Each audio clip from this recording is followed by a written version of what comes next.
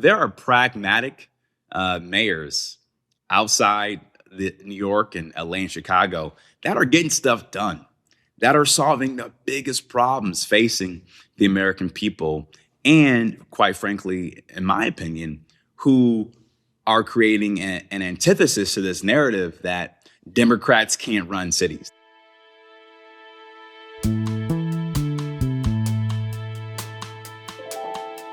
This is What It Takes from Unmoderated News. I'm Sarah McCammon.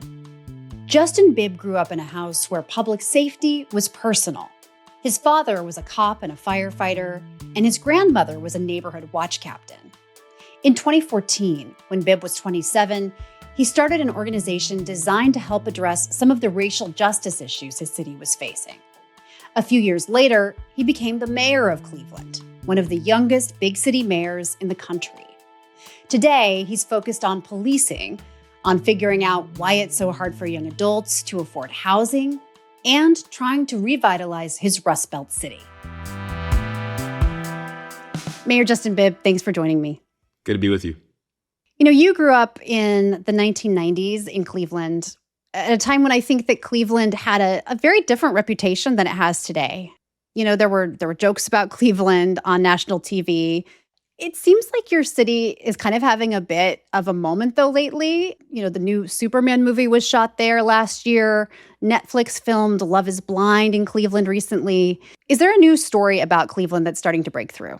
Absolutely. I think all across the country, people are taking notice at Cleveland's comeback. And this comeback has been in the works for a while. And I grew up in the southeast side of Cleveland on 121st and Dove at the height of the crack epidemic.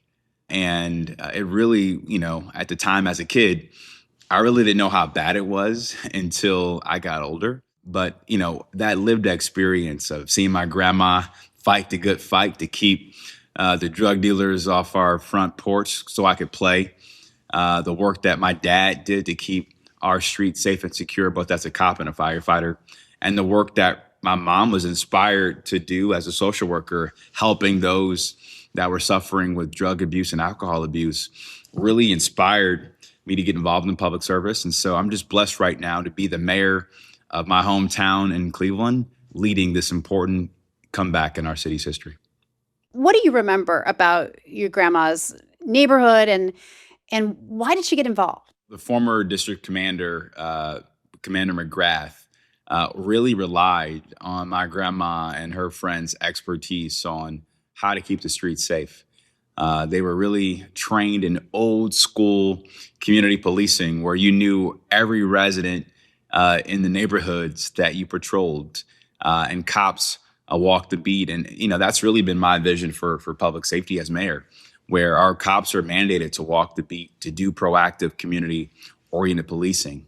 I'll never forget one of my first strong examples of the influence that my late grandma Sarah had, and God bless her soul, she passed away the summer after I was sworn in as mayor. She was 92 years old. I'm so happy she was able to see her grandson become the second youngest mayor in Cleveland's history. But I'll never forget, I was coming home one day in the summertime from vacation Bible school, and some dope boys were giving my grandma a hard time because they kept selling drugs in the front of our home. And, back then, and still to this day in my childhood home, there's a sign on the door that says, "I don't dial 911 with the picture with the gun." So it shows you my grandma didn't play. And she was one of those everyday heroes that really kept Cleveland safe, that moved my neighborhood forward, and showed me why community organizing and why public service is such a critical and honorable profession. And we need more folks like my grandma in politics. We need more people on both sides of the aisle who are committed to public service and investing in America's cities. Do you know what prompted her to put that sign up? Is there a story there? She really took her role not just as block watch captain serious, but as citizen, mom, and grandma and neighbor serious. This is a woman who only had a high school education, who came up north as part of the great urban migration that so many Black Americans traveled to, because cities like Cleveland and Gary and Detroit and Chicago were beacons of the Black middle class. They were considered symbols of what was possible in this country after segregation. And, she still saw her fair share of racism. She still encountered misogyny, but she fought the good fight to give her kids and her grandkids a fighting shot at achieving their God-given potential.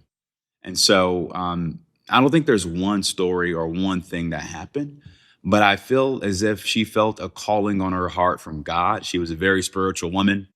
Until her last dying breath, she was on her knees every single night praying to God for her city and for her children and her grandchildren.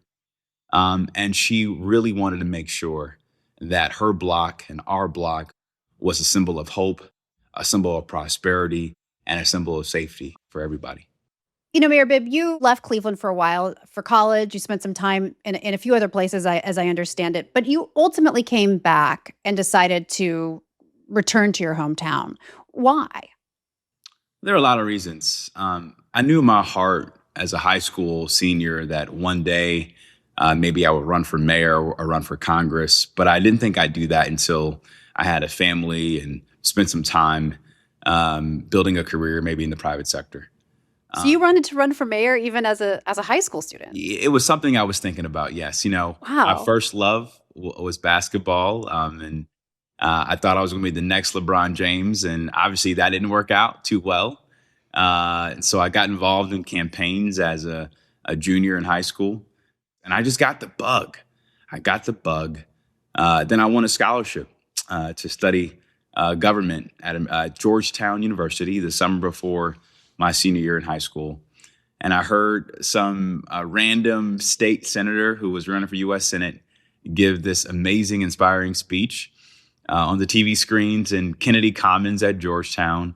It was then State Senator Barack Obama who gave his infamous 2004 DNC convention speech. And I called my mom that night and I said, Mom, I'm going to go to college in D.C. and I'm going to work for Senator Obama. And so by the grace of God, I got into American University, early decision. And I worked for President Obama when he was a junior senator. I interned for him for about 6 months. And I'll never forget a conversation we had when I was an intern. And he met with all the interns in the conference room. And my question to him was, Senator, what job or what title do I need to have to make an impact in my hometown of Cleveland one day? And in his very stoic professorial cadence, he said, Justin, your aim should be to do something, not be anything. Focus on the impact. not to be something, to do something. Focus on the title. And ever since that moment, my North Star has been focused on how do I get a collection of experiences to one day impact Cleveland? Because I had a huge passion for inner cities, given my lived experience as a working class Black kid growing up at the height of the crack epidemic in Cleveland in the 1990s. And so I went off to work and study in New York and in London and DC and came back to Cleveland to get my JD and BA from Case Western. And then COVID happens. We see the tragic murder of George Floyd. And I felt in my heart that, it was a time to be a part of the change I saw happening with mayors and many other Black mayors across the country. And so as a first-time candidate, I threw my hat in the ring, and now we're here leading this comeback in the great city of Cleveland, Ohio. When you heard those words from then Senator Obama, essentially to do something, not to be something, to worry about the title, worry about what you do, how did that land with you as a college student at the time? It really settled a lot of my anxiety at the time. When you're a freshman at a school like American University, everyone's competing for the best internships on Capitol Hill. Everyone wants to be a Truman Scholar or a Rhodes Scholar. Everyone's looking for the best position to advance their career. And it kind of felt like a rat race. But it was, Senator Obama's words at the time. And then a documentary I saw when I created a major in urban studies, Street Fight, chronicling then Mayor Cory Booker. He was a city councilman at the time, his first campaign to be mayor of Newark. And that's when the dots were connected for me. That the way for this American experiment to be perfected, the way for us to show the nation how to fix problems around housing or jobs in the economy or on infrastructure or on public education is not just to spend all your time in DC working on Capitol Hill, but to get into the trenches, to be in the basements of churches, to be in the rec centers at schools, to be out on the streets, on the corners, talking to folks about their hopes, their dreams, their challenges, their aspirations. And that's when it all connected for me in terms of what I wanted to do in my life. I wanted to really commit my life's work to improving cities like Cleveland. And that's what's really led me to this moment right now in my career. Now, you were in your early 30s when you decided to run for mayor, and you never held office before, right? No, first time. At the time, there were people who thought that you were too young and inexperienced. You ran against somebody who I think was kind of seen as an heir apparent for the position, the former city council president. There were people who warned that Cleveland politics would sort of chew you up and spit you out at such a young age. Were there ever moments that you were afraid they might be right? No, I never doubted myself or doubted the work we were doing throughout that campaign in 2021 to get elected. Because that campaign was really centered on listening to the voters, offering a different vision for the city, and working hard to give Clevelanders hope for a better future. And the reason why I never doubted myself or our campaign is because of what I went through as a kid growing up in Cleveland. I've lost a lot of friends to gun violence. I've lost a lot of friends to drug abuse and alcohol addiction. I lost many members of my family to drug abuse and alcohol addiction. And during my time in grad school, my cousin was murdered by his partner because of mental health issues, and EMS didn't get there on time. And so this work was personal for me. And even if I didn't win the campaign, I knew that we would elevate the debate, elevate the conversation to really push Cleveland, hopefully, in a different direction. And outside of being inspired by the tragic murder of George Floyd, which I think helped America deal with some historical racial issues, and after seeing so many cities try to figure out how did they emerge coming out of the pandemic, really the overarching reason why I ran for mayor in 2021 was this belief that I felt Cleveland suffered from a poverty of ambition. Sarah, you talked about, Cleveland's long storied history, and it's been one with many ups but also many downs. And it's those downs that I think has historically penetrated our psyche, where we don't believe that more is possible. We don't believe that we are allowed to want more or achieve more. And ever since we took office 4 years ago, we have been laser focused on tackling this poverty of ambition that has failed Cleveland for far too long. And I think we have slowly began to turn the tide, where Cleveland is seen as a place where big things can happen and that where change is possible. What do you attribute that to, that lack of ambition that you just described? Well, when you've gone through what we've gone through as a city, it's easy to be down on yourself. I mean, we were once considered America's first Silicon Valley. John D. Rockefeller started Standard Oil in Cleveland, which helped fuel America's first industrial revolution. We're the city that elected the nation's first Black mayor to lead a major American city. This office I sit in made history. I have his portrait right behind me here in my office. And it was Carl B. Stokes who showed the nation how to fight for clean waterways because of his activism. But, fast forward in the early 2000s, we get left behind from the technology revolution that has propelled so many American cities over the last several decades. In 2007 and 2006, we were considered ground zero for our nation's housing crisis. And so we've had our ups, but we've also had our fair share of downs. But collectively, what was missing was a unified vision that had urgency to it. And that's what our administration has been focused on, building an inclusive vision coming out of the pandemic for Cleveland to be one of the most affordable cities in the country where the American dream is alive and still within reach. And I think over time, we will continue to become a case study for the nation on what's possible. So how do you do that? As my grandma once told me, well done is better than well said. And so our vision for moving Cleveland forward is very simple. Number one, we prioritize public safety in everything that we do.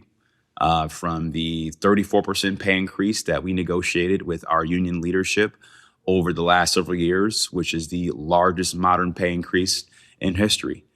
From the investments in technology that we've had around public safety to keep our streets safer. With that pay raise, are you talking police union or the city union more broadly? Police unions, but also we negotiated a 21% pay increase for our firefighters, as well as significant pay increases for our first responders. And we've used data, intelligence, and technology in a different way to reduce violent crime. All these things have allowed us to see a over 30% reduction in homicides since we took office. We also need to make sure that City Hall is working and moving at the speed of business, at the speed of being responsive to build trust with our residents. So we prioritize having a modern City Hall, from digital permits to a brand new website to bringing back our 311 call center hotline where residents can call to complain about potholes and groundhogs and graffiti and trash cans. And lastly, we are investing in our economy to put Clevelanders back to work.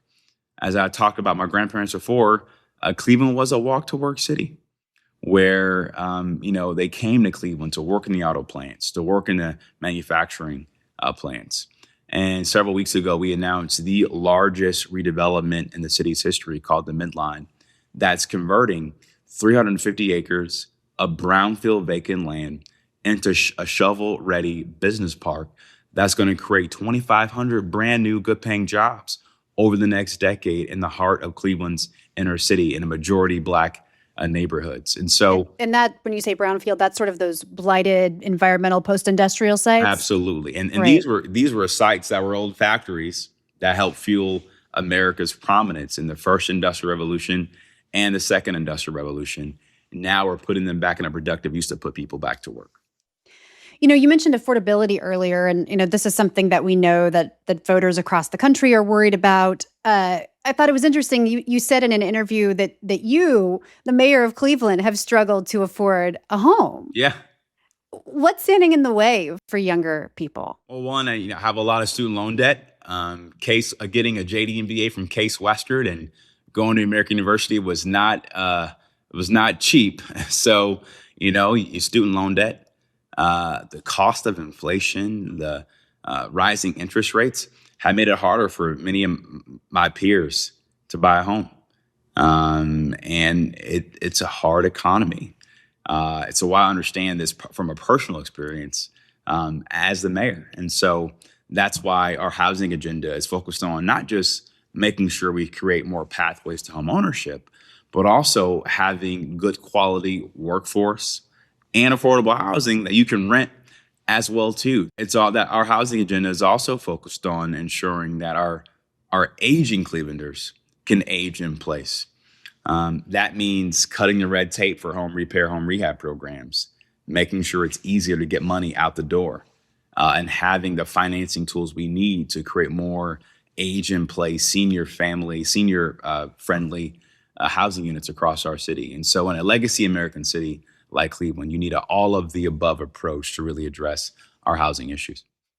I know one of the things you've done is to go after predatory landlords. What are you doing there? Yes. In many parts of our city, especially on the east side of Cleveland, we have more LLC owner-occupied parcels of land and home units than single home owner-occupied folks owning those properties. And what does that mean? LLC? Basically, you have LLC companies buying up all this land and making it harder for residents to buy homes and build a pathway to home ownership. And in many cases, these LLC investors live out of the state, and some, quite frankly, live out of the country. And before we took office, we didn't have the right tools in criminal court or civil court to hold these LLC investors accountable. And so we work with grassroots activists to pass a residents first legislation with the great support of our city council. And this law does a couple of things. Number one, for anybody who buys a property in Cleveland, you need to have an agent in charge in the state of Ohio that we can hold you accountable in a court of law. Secondly, you got to keep up code enforcement and keep up the quality of these homes that you own. And so we can now levy civil tickets on the deed and title, just like someone gets a parking ticket, it goes on the registration and title. Again, another way to hold them accountable and encourage more responsible investment in our city. And so that law goes a long way to beef up the quality of our housing stock, stabilize our neighborhoods, and encourage the right kind of responsible investing in our neighborhoods. You've mentioned a couple times the opportunity that you see for mayors in this country to lead on these local issues. You're one of the youngest big city mayors in the country. There is clearly an appetite for younger leadership, especially on the left. I mean, you look at some of the people that are winning primaries, and a lot of them are under 40. At the same time, you and, for instance, Zoran Mamdani in New York City represent pretty different visions of what the party looks like. What direction do you want to see the Democratic Party go? I think this is a healthy tension. And I want the Democratic Party to continue to be a big tent party, because to me, that's what's going to allow us to restore our credibility as a party and restore our brand problem that we have with the electorate across the country. But as a mayor, I don't have the luxury of going down this rabbit hole of, am I centrist? Am I moderate? Am I socialist? At the end of the day, you got to fix the potholes. You got to pick up the trash. You got to keep the streets safe. And you have to create the right conditions for good quality job creation in your respective city. And I will also say, and this is one of my big issues right now with the mainstream media, is they only believe there's 3 cities in America, New York, LA, and Chicago. But there are pragmatic mayors outside New York and LA and Chicago that are getting stuff done, that are solving the biggest problems facing the American people. And quite frankly, in my opinion, who are creating an antithesis to this narrative that Democrats can't run cities, that we can't run anything. You look at what Mayor Brandon Scott has done in Baltimore with an historic reduction of homicides. And he's leading the nation on how we think about public safety in a different way. Or my brother mayor in Atlanta, Andre Dickens, who has done so much work around addressing the housing affordability crisis in Atlanta.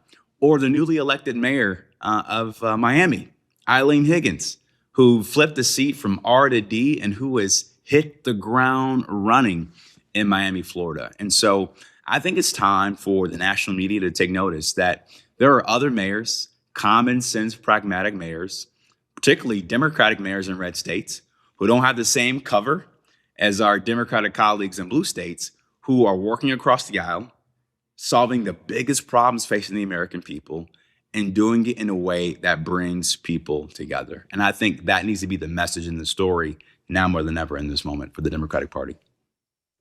You're in a blue city, but you're in a red state, Ohio. What kind of approach do you think is most effective in places like that? Number one, you can't be afraid to engage with the other side of the aisle. And I've had to do that on so many issues as mayor, from the work that I've done with Governor DeWine to expunge nearly 4,000 low-level marijuana misdemeanor offenses across Cleveland and Northeast Ohio, to the work that we've done around public safety. And so when you're a Democratic mayor in a red state, you don't have the luxury of just engaging in political, ideological talk all day. You have to work across the aisle and find ways to compromise. And, compromise should not be a dirty word. That's what's unique about Democratic mayors in red and purple states from across the country. We're working across the aisle, we're bringing people together, and we're showing a unified vision of our nation now more than ever. On public safety, you were in your late 20s when Tamir Rice was shot and killed by police, a 12-year-old Black boy in Cleveland back in 2014. You responded to that moment by getting involved. You started an organization called Hack Cleveland. Can you just sort of tell me about that time? What was that moment like for you? Well, in many ways, I felt as if I could have been Tamir Rice. He was murdered at the age of 12, I believe. And I remember playing with Nerf guns in my neighborhood all the time. And I've also experienced what it's like to be a Black man in a city like Cleveland, where in some cases you're scared of the police. You're don't know how to engage in a thoughtful way because you want to make sure that you get home at night. And for me, it was also deeply personal because my dad was a cop. I remember he would, sit me on his bed, he'd clean his gun, and he'd always tell me, if you ever get pulled over, make sure it's yes, sir, no, sir, yes, ma'am, no, ma'am, 2 hands on the wheel, always be respectful. Because he knew the complicated history we've had as a city and a nation with people of color and the police. And so Tamir's murder and George Floyd's murder were huge inspirational moments for me in terms of why I wanted to get involved in public service and run for mayor. Because I believe public safety is two sides of the same coin. We can be aggressive around law enforcement and constitutionally appropriate policing, but also we can be thoughtful about police accountability. And at the end of the day, I think every American wants the same thing. We want 911 to show up on time when we call them, and we want them to respect our constitutional rights. And that's the mandate that we're trying to execute every single day here in Cleveland. So how do you strike that right balance? You have to listen. You have to make sure you're listening to residents, listening to your command staff, listening to your frontline officers to ensure that, you get a diversity of viewpoints and thoughts on what are common sense policies. I think number 2, you need to be overly thoughtful about how you build trust. And to me, the best way you build trust is to be visible. Now that we're in the summer season, we do safety walks across the entire city in hotspots, talking to residents. And often we're talking about pothole complaints, speeding complaints on people's streets, getting feedback from small businesses, addressing, code enforcement and housing issues. Because, having a thoughtful and quality built environment is a precondition for safer communities and safer streets. You mentioned growing up during the height of the crack epidemic. And I think you said earlier that you were a little bit insulated from what was going on. I mean, what was your perception of that time? I would say I was insulated. A lot of my friends who were selling drugs or doing drugs, I knew them and they were still my friends. But it wasn't until I got older where I saw how our paths were divergent. I was really one of the only kids on the block who had something to do every single day in the summer, and they would just be hanging out on the street. Or when I went off to middle school and high school, a lot of them didn't leave after the 7th grade. They stopped going to school in middle school and didn't even go to high school. And that's when I started to see the divergent paths emerge. But at the end of the day, when you're a neighborhood kid, everybody's the same. And all I knew was the block I grew up in and where my dad lived in Shaker Heights, a very affluent suburb. And so I knew they were two different worlds, but they were my worlds. And I always felt safe. I always felt secure. I always felt hopeful and optimistic about my future because my grandparents and my parents poured so much love into me, and they put their protective hedge over me. And that's where I got really lucky. But unfortunately, so many of my friends I grew up with didn't have that same opportunity. And that's why this work is so personal for me as mayor. I have a unique opportunity right now to make sure that the conditions for the next Justins and Jasmines of the world are better than the conditions that I grew up in, or that Duke, who I grew up with, in, or my cousin Chris, who got murdered. Um, it's up to me to be a part of making sure that Cleveland is better for the present, but also better for the next generation of young people. When you're spending time in the city of Cleveland with your constituents, when you meet kids that are growing up right now, what is your advice for them? And what is your hope for them? Well, one of the things I try to convey to any young person in the city is, number one, that there's greatness inside of you, that you have a God-given gift and a talent, and you have a responsibility to find out what that talent or gift is and nurture that. And it's my responsibility to empower you to achieve that. Secondly, I often say your current place is not your long-term destination. And it's so important for young people to get exposed to what's outside of their environment. As the saying goes, you are what you see. I thought I wanted to be a pastor one day because the first Black man I saw in a suit was my pastor. And he was the first leader that I saw people look up to. And we just have to do a better job as leaders of exposing people, mentoring young people, and giving them hope that a better tomorrow exists. You mentioned a suit. A few years ago, Axios named you one of the nation's most stylish mayors. And this is obviously a little bit lighter question here, but you were named. Talk about a transition, huh? Yeah, right.